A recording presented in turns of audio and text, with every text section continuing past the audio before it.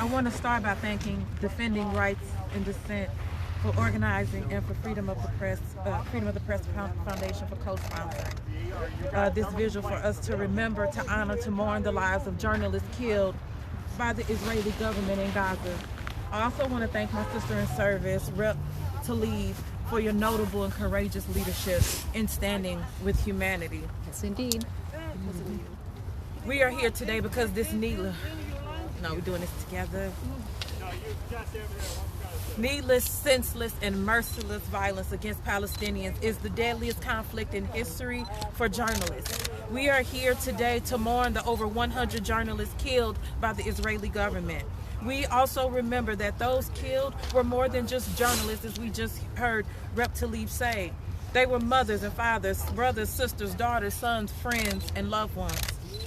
One story that stands out to me is that of Wael Al-Dahdouh, the Gaza bureau chief for Al Jazeera.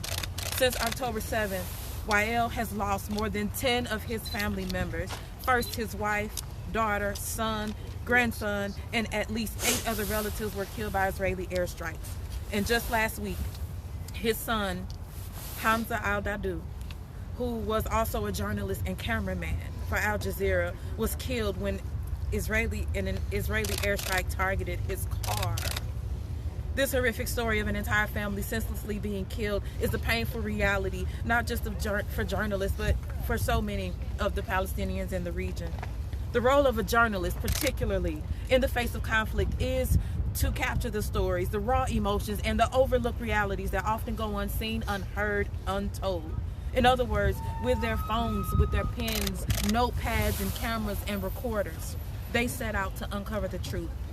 This role is significant when it comes to the journalists, particularly the Palestinian journalists, who set out to share the stories and perspectives of Palestinians.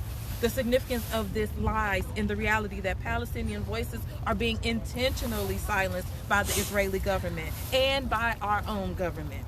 This makes uncovering the truth of what's happening in Palestine not only difficult and dangerous, but essential.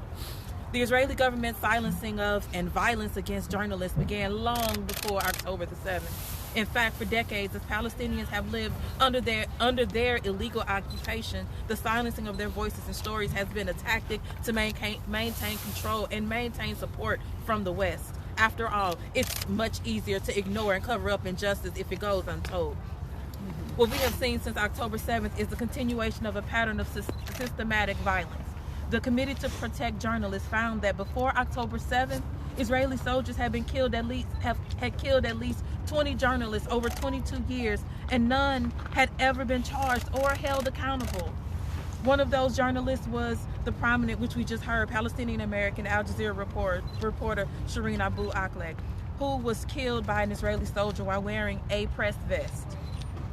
I have long supported accountability for Shireen. In fact, in May of last year, I stood just over there at the Triangle and joined Congressman Andre Carson in reintroducing the Justice for Shireen Act. We still need justice for Shireen, and we also need justice for Hamza Al-Dahdouh, for Shomer Abu Daka, and every other journalist that has been killed by the Israeli government. I would also like to call out the silence by the press in this country and most of the West, as their very own peers are being slaughtered for doing the very jobs they do.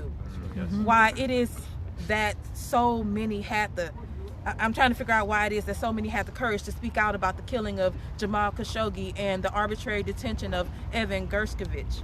But few have anything to say as dozens and dozens of journalists are killed in Gaza. Why do we yet again see a red line in our solidarity and humanity when the journalists are Palestinian? If democracy truly dies in darkness, what does that say about the collective silence about these mass atrocities? Right. So let me be clear as I possibly can. If you actually believe in freedom of the press, your solidarity cannot be conditional. intentionally or indiscriminately targeting journalists, it is a war crime. Just like the targeting of all civilians is a war crime. Just like the targeting of medical facilities is a war crime. Just like the forced starvation and the withholding of water and electricity is a war crime. Just like the collective punishment of 2.3 million people is a war crime. This needs to stop. Stop the war crimes. Stop our government's complicity. Stop the violence against journalists and against all civilians. We demand accountability and a ceasefire now. Thank you.